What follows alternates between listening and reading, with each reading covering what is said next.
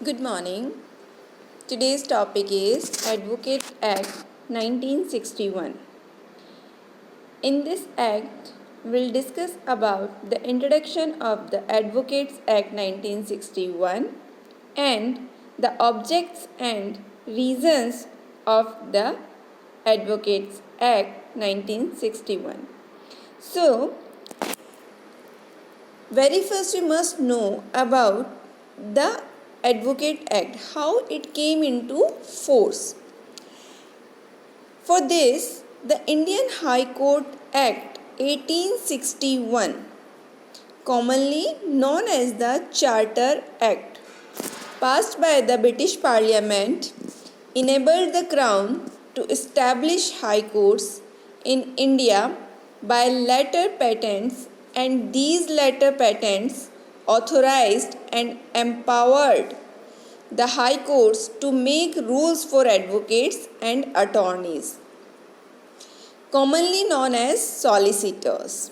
The laws relating to legal practitioners can be found in the Legal Practitioners Act 1879, the Bombay Pleaders Act 1920, and the Indian Bar Council Act 1926. देखिए, सबसे पहले Indian high courts act 1861, जिसे हम charter act के नाम से भी जानते हैं, ने सबसे पहले एक लेटर ऑफ पेटेंट के नाम से एक लेटर इशू किया। ये लेटर पेटेंट जो था वो ब्रिटिश गवर्नमेंट, ब्रिटिश क्राउन ने इशू किया सभी हाई कोर्ट्स को। उसका पर्पस क्या था? उसका पर्पस था कि हाई कोर्ट्स को एम्पावर किया जाए, वो पावर्स दी जाए ताकि वो एडवोकेट्स और अटॉर्नीज, जिन्हें हम सॉलिसिटर भी जनरली बोलते थे उस टाइम पे, उनके बारे में कॉमन रूल्स बना सके, कॉमन रूल्स डिफाइन कर सके। इसी को आगे बढ़ाते हुए लीगल प्रैक्टिशनर्स एक्ट सबसे पहले पास किया। कहाँ पर? लीगल प्रैक्टिशनर्स एक्ट बना 1879 में। इसके बाद बॉम्बे प्लीडर्स एक्ट बना 1920 में। और सबके लिए ये देखिए, ये अलग अलग, जैसे बॉम्बे, मद्रास, इन प्रेसिडेंसीज ने अपने अलग अलग एडवोकेट्स और प्लीडर्स एक्ट बना दिए, लेकिन एक कॉमन लॉ जो एडवोकेट्स के रूल्स को रेगुलेट करने के लिए बनाया गया, वो बना इंडियन बार काउंसिल एक्ट 1926 में। After independence, it was deeply felt that the judicial administration in India should be changed according to the needs of the time. अब जब भारत आज़ाद हो गया तो उसके बाद ये ज़रूरत महसूस की जाने लगी कि हमारा जो जुडिशियल सिस्टम है वो टाइम और लोगों की मांग के अनुरूप बदला जाना चाहिए। In this reference, the Law Commission was assigned the job of preparing a report on the reform of judicial administration. इसीलिए लॉ कमीशन को जुडिशियल एडमिनिस्ट्रेशन में रिफॉर्म का काम सौंपा गया। अब लॉ कमीशन ने क्या किया? In the meanwhile the all India bar committees went into detail of the matter and made its recommendation in 1953. Law commission ने जितनी भी बार कमिटीज़ थी उनसे एडवोकेट्स की और जुडिशियल एडमिनिस्ट्रेशन के बारे में रिपोर्ट्स मांगी, और वो उस रिपोर्ट के आधार पर लॉ कमीशन ने 1953 में कुछ रिकमेंडेशंस सरकार को भेज दी कि जुडिशियल एडमिनिस्ट्रेशन में क्या क्या चेंज अभी टाइम की डिमांड है और होने चाहिए। To implement the recommendation of all India bar committees and after taking into account the recommendation of the law commission on the subject of reform of judicial administration, in so far as the recommendations related to the bar and to legal education, a comprehensive bill was introduced in the parliament. Indian bar committee ने अपनी report दी उसके बाद बार का जो law commission था उन्होंने भी अपनी रिपोर्ट दी और एक कंसोलिडेटेड रिकमेंडेशंस जो हैं वो गवर्नमेंट को सबमिट कर दी गई। कब? 1953 में।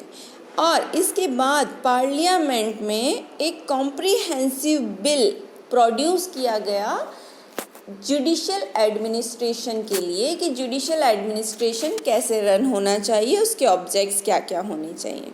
तो अब हम आगे बात करते हैं statement of objects and reasons की। So the bill seeks to implement the recommendation of All India Bar Committee made in 1953 after taking into account the recommendations of the Law Commission on the subject of reform of judicial administration in so far as the recommendations related to the bar and legal education। Parliament में जो bill produce हुआ judicial administration के reform के लिए, उसमें किस किस की भागीदारी थी? ऑल इंडिया बार कमेटी और लॉ कमीशन की। उन्होंने जो कुछ रिकमेंडेशंस की हैं उसकी कुछ इम्पोर्टेंट प्रोविजंस, कुछ इम्पोर्टेंट पॉइंट्स हम आपसे डिस्कस करेंगे। तो पहला फीचर जो बिल में रखा गया वो क्या था? The establishment of All India Bar Council and a common role of advocates and advocate on the common role having a right to practice in any part of the country and in any court including the Supreme Court। मतलब एक पूरे भारतवर्ष के लिए एक all India bar council का स्थापना की जानी चाहिए। उसके तहत एक कॉमन रोल होगा, मतलब एक कॉमन रजिस्ट्रेशन किया जाएगा। जो भी व्यक्ति, जो भी लॉ ग्रेजुएट पर्सन एडवोकेट के रूप में रजिस्टर्ड होना चाहता है वो वहाँ पर उस कॉमन रोल में अपना नाम रजिस्टर्ड करवा सकता है, ठीक है। और इसके बाद ऐसा रजिस्ट्रेशन होने के बाद उसे राइट टू प्रैक्टिस का अधिकार होगा, मतलब वो कहीं पर भी विधि व्यवसाय कर सकते हैं। यहाँ पर कहीं पर का भी अभिप्राय है, भारत के किसी भी न्यायालय में उसे विधि व्यवसाय करने की स्वतंत्रता होगी, इंक्लूडिंग सुप्रीम कोर्ट। दूसरा point, the integration of the bar into a single class of legal practitioner known as advocates. Bar councils में जो लीगल प्रैक्टिशनर्स के रूप में अपना नाम रजिस्टर्ड कराएगा, अब से उसे एडवोकेट बोला जाएगा। जितने भी और दूसरे नाम थे उन सबको इससे पहले जो भी बुलाया जाता था, एडवोकेट, अटॉर्नी, प्लीडर, मुख्तार, वकील, एक्सेट्रा, वो सब अब ख़त्म हो जाएंगे। और जो भी लॉ ग्रेजुएट एज एन अपना नाम बार काउंसिल में रजिस्टर कराता है लीगल प्रैक्टिस करने के लिए, उसे एडवोकेट बोला जाएगा। Third point, the prescription of a uniform qualification for the admission of person to be advocate. Advocate बनने के लिए एक यूनिफॉर्म क्वालिफिकेशन रखी जाएगी। जैसे आज हम बोलते हैं LLB।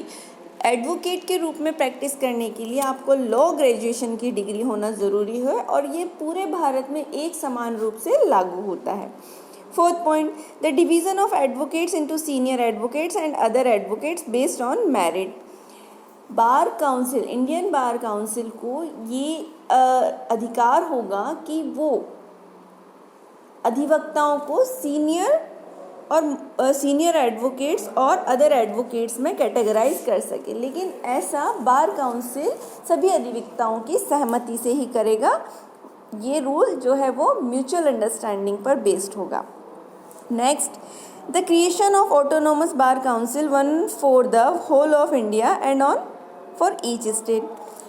All India bar council पूरे भारतवर्ष के लिए एक गवर्निंग बॉडी होगी और हर एक स्टेट में अपना अपना स्टेट बार काउंसिल होगा। Following were the recommendations of the all India bar committee and the law commission.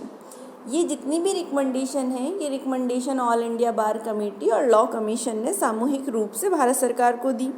The bill recognized the continued existence of the system known as the dual system now prevailing in the High Court of Calcutta and Bombay. By making suitable provisions in that behalf, it would however be open to the two high courts if they so desire to discontinue this system at any time. इस system को पूरे भारत में समान रूप से लागू किया जाना था, लेकिन कलकत्ता और बॉम्बे हाई कोर्ट ऐसे थे जहां पर ड्यूल सिस्टम प्रिवेल करता था, तो उनको ये लिबर्टी दी गई उस समय कि आप चाहें तो अपने सिस्टम को कंटिन्यू कर सकते हैं या फिर आप इस नए सिस्टम को ऑप्ट कर सकते हैं। तो इसके बाद the bill being a comprehensive measures repeals the Indian Bar Council Act 1926 and all other laws on the subject. इसके बाद ये जो बिल आया, इंट्रोड्यूस किया गया था, उसने इंडियन बार काउंसिल एक्ट 1926 को रिपील कर दिया और उस बिल को नया नाम दिया गया इंडियन एडवोकेट्स एक्ट 1961। तो ये था इंडियन एडवोकेट एक्ट 1961 के बारे में एक परिचय और उसके उद्देश्य। होप आज का टॉपिक आपको पसंद आया होगा। धन्यवाद।